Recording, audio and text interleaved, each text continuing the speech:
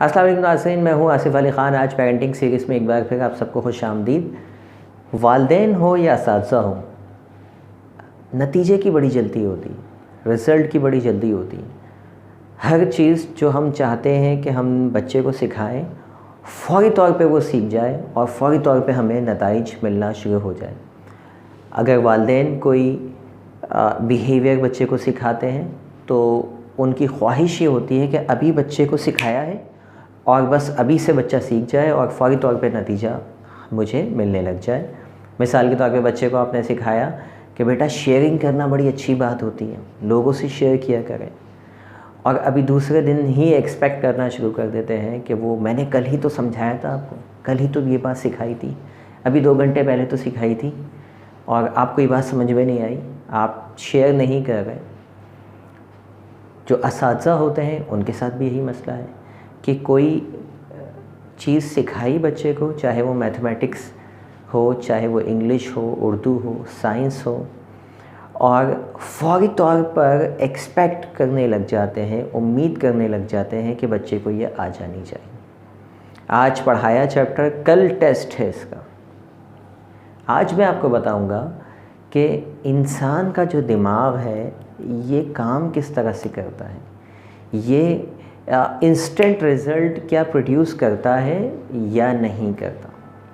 कोई भी चीज़ जो हम सीखते हैं, सीखने के 4 मराहिल होते हैं, 4 स्टेजेस होती हैं। 4 स्टेजेस से गुज़र के हमारी आदतें पक्की होती हैं, हमारी स्किल्स डेवलप होती हैं, हमारे बिहेवियर्स बनते हैं। अगर उनमें से फिर पहले स्टेज से लेकर 4th स्टेज तक, जब स्किल, हैबिट, एटीट्यूड या आपके बच्चे का कोई रवैया जो बिल्ड होता है, डेवलप होता है, it's a time taking process. ये ऐसा नहीं है कि आज आपने कहा और कल आपको जो है इसका रिज़ल्ट चाहिए, ऐसा नहीं होता। ये स्टेजेस क्या हैं, इसकी तरफ आते हैं। पहला स्टेज कहलाता है अनकॉन्शियस इनकॉम्पिटेंस। ये कौन सा स्टेज होता है? जब हमें पता ही नहीं होता कि हम क्या नहीं जानते। दुनिया में ऐसी हज़ारों लाखों चीज़ें हैं, ऐसी हज़ारों इन्वेंशंस हैं, ऐसी हज़ारों इजादात हैं जिनको हम जानते तक नहीं कि हम क्या क्या नहीं जानते। ये वो स्टेज होती है। मिसाल के तौर पे जब कंप्यूटर आया ही नहीं था दुनिया में, तो और फिर उसके बाद किसी ने ईजाद किया, लेकिन हज़ारों लोगों को नहीं पता था कि कंप्यूटर ईजाद हो चुका है। तो उस वक्त वो एक ऐसे स्टेज में थे कि वो जानते ही नहीं थे कि दुनिया में क्या क्या ईजादात हैं। ये स्टेज, इसको उर्दू में अगर मैं आसान अल्फाजों में कहूँ तो इसको कहते हैं गफलत की स्टेज। मतलब हम जानते ही नहीं कि हम क्या क्या नहीं जानते। फिर क्या होता है, कोई हमें बताता है। जैसे बच्चा दुनिया में आता है तो दुनिया में हज़ारों चीज़ों को, लाखों चीज़ों की, करोड़ों चीज़ों के बारे में वो जानता ही नहीं है। उसे कोई बताता है कि बेटा ये चीज़ अच्छी है, ये चीज़ ख़राब है, ये करने के काम है, ये नहीं करने के काम है। ऐसे पढ़ा जाता है तो फ़र्स्ट टाइम उसको पता चलता है, अच्छा ये भी कोई चीज़ है जो मैं नहीं जानता, ये भी मुझे सीखना है। ये वो स्टेज होती है जहाँ उसको सिर्फ जानकारी मिल रही होती है। छोटे छोटे रोज़ाना के जो है डेली मामलात पे आप उसको बिहेवियर सिखा रहे होते हैं जो आपके कल्चर, आपके मज़हब, आपके हिसाब से होते हैं। तो बच्चे को ये क्या होती है, ये जानकारी। अब वो जो दूसरे स्टेज में आ गया है, वो गफलत से निकल कर दूसरी स्टेज कहलाती है बेदारी। अभी वो बेदार हुआ है, अभी उसको पता चला है कि अच्छा ये भी चीज़ें होती हैं। हम क्या करते हैं बहैसियत वालिदैन और बहैसियत उस्ताद, ये स्टेज पर बच्चे को लेके आते हैं। अभी ये वाली स्टेज पे आया ही नहीं होता और हम एक्सपेक्ट करने लग जाते हैं, हम उम्मीदें लगाने लग जाते हैं कि अब तो बच्चे को ये इसमें महारत आ जानी चाहिए, अब तो बच्चा ये एग्जैक्टली करना चाहिए जो हमने समझा दिया है।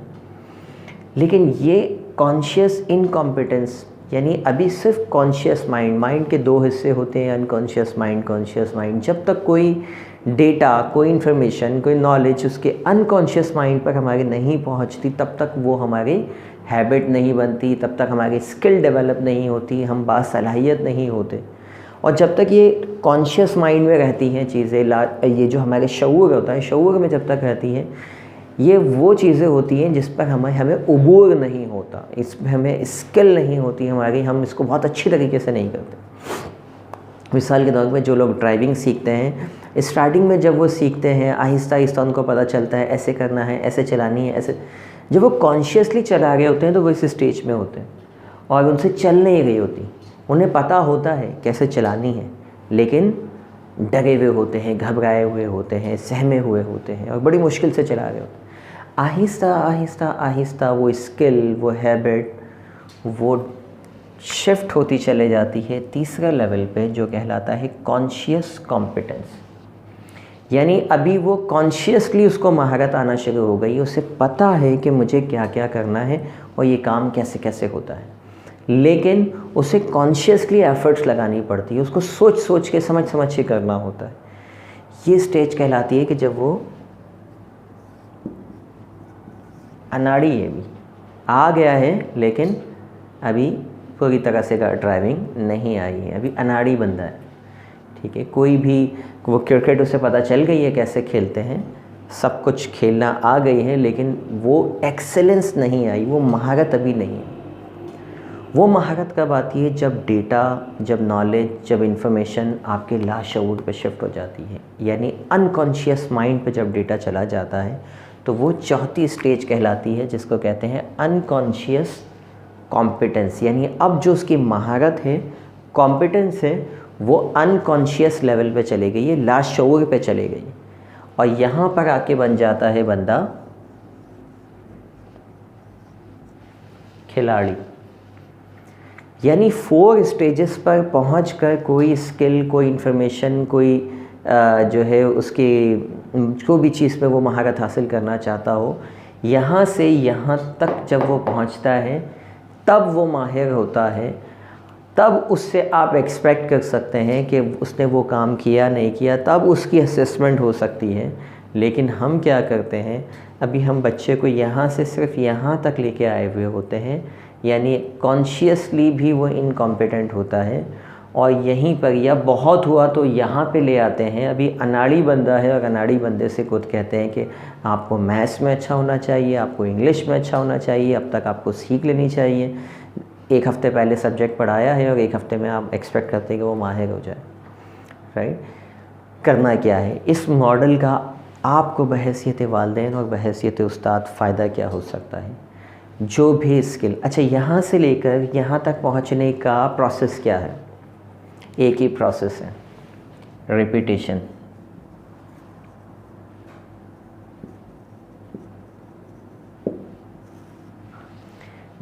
यहाँ से यहाँ तक का एक ही प्रोसेस है। जितना ज़्यादा कोई चीज़ रिपीट होगी, अब सवाल ये है कि सर हम भी तो यही बोलते हैं कि शेयर करो, डेली रिपीट करें। हम रिपीट कम करवा रहे होते हैं, हम उसका इम्तिहान ज़्यादा ले रहे होते हैं, हम उसको स्टार्टिंग में पनिश भी करना शुरू कर देते हैं, हम उस पर शाउटिंग भी करना शुरू हो जाते हैं। आप डेली बेसिस पर उसको अफर्मेशन दें। अगर आपको बच्चे को अदब सिखाना है तो अदब के मुतालिक आपको 1-2 महीने तक कॉन्स्टेंटली पहले उसके सामने प्रैक्टिकली अदब जिस चीज़ में भी अदब सिखाना है, जो भी बिहेवियर आपको ठीक करना है। शेयरिंग का कॉन्सेप्ट है, अगर तो आप 1 महीने 2 महीने तक उसके साथ शेयर करते रहें चीज़ें, उसके सामने शेयर करें दूसरों से, और उसको बताते रहें 1 बार नहीं, 2 बार नहीं, 5 बार नहीं, 50 बार, तब जाके कांस्टेंट रिपीटेशन से क्या होगा उसका। यहाँ ज़रा गौर कीजिए, खुदा हमसे किस तरह से कम्युनिकेट करता है। मैं अक्सर अपनी चीज़ों को कनेक्ट करता हूँ कुरान पाक से, जो मेरे लिए रहनुमाई की किताब है। खुदा ने हमें नमाज़ पढ़ने का हुक्म कितनी बार दिया? Can you calculate it? आज कोशिश कीजिएगा, जाके जानकारी लीजिए कितनी बार कहा। एक बार से भी तो काम चल सकता था ना, खुदा एक बार भी कह सकता था। तो भी कुरान की तो एक बार लिखी हुई बात भी हमारे लिए बहुत ज़्यादा मोतबर है, उसको झुटलाया नहीं जा सकता। लेकिन 200 से ज़्यादा मरतबा जो है वो सिर्फ़ एक ही बात कहना, नमाज़ पढ़ो, ज़कात दो, नमाज़ पढ़ो, रोज़े रखो, ज़कात दो, हज कर, बार बार कॉन्स्टेंटली अल्लाह पाक खुदा आपसे क्या कह रहा है? एक ही बात को बार बार कह रहा है, बार बार कह रहा है। क्यों? क्योंकि उसने ये बनाया है इंसान, और वो जानता है कि इसकी जो मशीन है, जो कंप्यूटर है, जो दिमाग है, ये चलता कैसे है, इस तक बात पहुंचती कैसे है, इसकी स्टेजेस क्या है। वो हमें बार बार रिपीट करके यही बताता है कि हमें पहले, हम जानते ही नहीं, कोई आता है बताता है नमाज़ पढ़ो, हम गफलत से बेदारी की तरफ आते हैं, आहिस्ता आहिस्ता पढ़ना शुरू करते हैं, अनाड़ी होते हैं। जब बार बार रिपीट करते हैं उस प्रोसेस को और कॉन्स्टेंटली करते हैं तो वो हैबिट बन जाता है, और फिर हम उसको मुस्तकिल मिजाज पे, और कुछ लोग नहीं भी करते क्योंकि वो हैबिट बना ही नहीं पाते, वो डेटा यहाँ तक ला ही नहीं पाते, अगरचे वो नमाज तो सीख जाते हैं लेकिन चूँकि हैबिट नहीं है। तो जो भी चीज़ आज के बाद आप बच्चे को सिखाएंगे उसके सामने इसी तरह 200 मरतबा 300 मरतबा करके दिखाइए उसको अफर्मेशन दीजिए पॉजिटिवली, ना कि 5 मरतबा समझाया और 6ठी मरतबा थप्पड़ लगा दिया, 4 मरतबा समझाया और 5 मरतबा भरी महफिल में उसको जो है आपने इंसल्ट कर दी उसकी, ये कह कर कि आपको 3 मरतबा पहले समझा चुकी हूँ और एक 4थी मरतबा पढ़ गया। ये 4th स्टेज पर पहुँचना आसान नहीं, इसके लिए टाइम लगता है। इसी हिसाब से अपने बच्चों को डील कीजिए। उम्मीद है कि ये लेक्चर, ये पूरा मॉडल आपको अपने बच्चे के माइंड को समझने में मदद देगा, चाहे आप उस्ताद हों या वालिदैन हों। इस लेक्चर को आप समझते हैं बेहतर है तो आगे लोगों को फॉरवर्ड कीजिए, हमें कमेंट कीजिए, लाइक कीजिए इस वीडियो को, और जो भी आपका फीडबैक हो, पॉजिटिव हो या नेगेटिव हो, कमेंट बॉक्स में लिख के हमें ज़रूर बताइए ताकि हमें उससे रहनुमाई मिले। Thank you very much. अल्लाह हाफ़िज़।